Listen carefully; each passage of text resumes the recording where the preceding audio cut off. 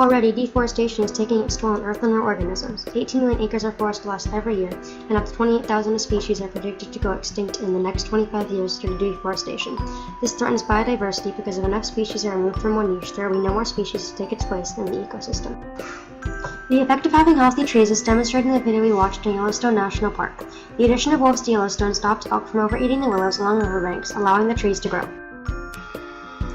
By adding a predator such as wolves, the elk became prey once more and they began to stay away from places in which they were weak, such as rivers. The wolves also helped lower the elk's growing population, which gave the producers a chance to grow. Deforestation also threatens our way of life as humans. We learned from the jungle video that 1 out of 4 products in stores are made from rainforest plants, such as shampoo, lotion, and makeup. Without the rainforests, humans would be without many fruits, spices, hardwood, or materials such as rubber. Rainforests also contain the materials that are used to create over 25% of the cancer-fighting medicines we use. If we continue at the rate we're going with deforestation, we're going to have an even larger problem with greenhouse gases. In rainforests, 90% of the photosynthesis is done in the canopy. This process reduces the amount of CO2 in the atmosphere. Due to the amount of carbon rainforests absorb, they're known as carbon sinks. If we get rid of too many of these carbon sinks, the amount of CO2 in the atmosphere is only going to increase. Trees also play a big part in the nitrogen cycle. They help cycle the nitrogen through consumers and back into the atmosphere. This process wouldn't be possible without nitrogen-fixing bacteria, a type of decomposer that put the nitrogen from dead things and waste back into the air.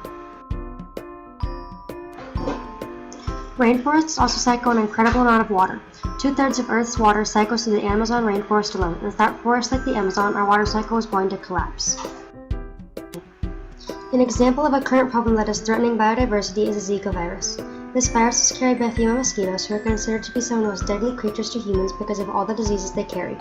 Some scientists believe that to get rid of the harmful effects of Zika, we should just cause the extinction of all mosquitoes. Scientists are developing ways to modify a mosquito's genes to make it possible for only male mosquitoes to be born. Eventually, the male mosquitoes would have no females to mate with and the species would die out. However, this concerns some scientists. They worry about leaving a biological niche completely empty. As Anthony James, a molecular biologist at the University of California, said, "Nobody likes mosquitoes, but you can live with them if they are not giving you diseases. Better to fix the ones you have than deal with whoever comes along next." Mosquitoes are an important food source for many types of birds, bats, fish, and frogs. They also pollinate many types of plants. Removing all mosquitoes could create a deadly ripple effect of starvation and death in their ecosystems. Scientists are still trying to find a good way to deal with mosquitoes and the Zika virus they cause. How can you help combat the negative effects of deforestation? Use reusable shopping bags to reduce the number of trees cut down.